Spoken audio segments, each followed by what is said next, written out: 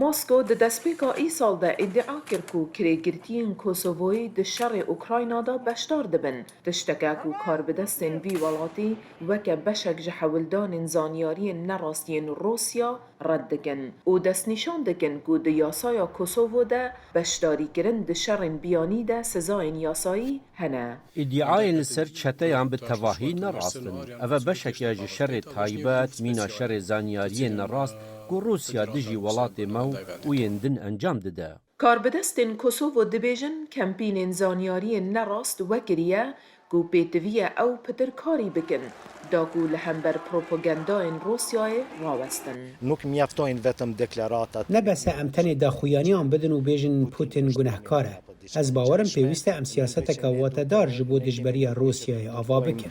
بسپور دبیجن لبرگرتنا تدبیر اولهی جی پیوسته جبرکو کوسوو بسربیا یا آلیگرا روسیای را هفسنوره و دمهن داویده آلوزی دنافبرا هر دو ولاتان ده زیده بونه.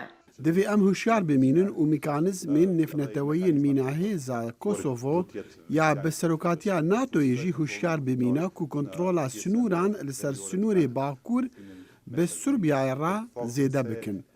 جبرکو ماترسیا هولدانا پیک آنینا هر به هفچونکا نافخوی لکوسوو هشته هیا. سروکا کوسوو ویهوسا عثمانی داویا دیرمه سردانا واشنطن کربو پشتی هفدیتناوی به وزیر کاروبار دروین امریکا انتونی بلینکن را جبو روبروبونا باندورا روسیای داخواز هاریکاری ج امریکا کرد.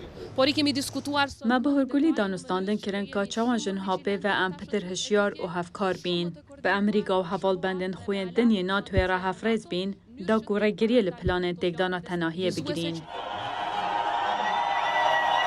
ده سال 2018 کوسوو سربخواهی خواج سربیا راگهاند. گوژ آلی روژاوا و هاتا پشتگیری کرن لی روسیا دجایتی کرد. شروبکار دبیجن هر تم احتمال هیا گو روشا اوکراینای ولاتن بالکنز جی وگره. Проблеми Боснии и Герцеговины. راپورتا لیونات شاهو هیلین سندی دنگ امریکا.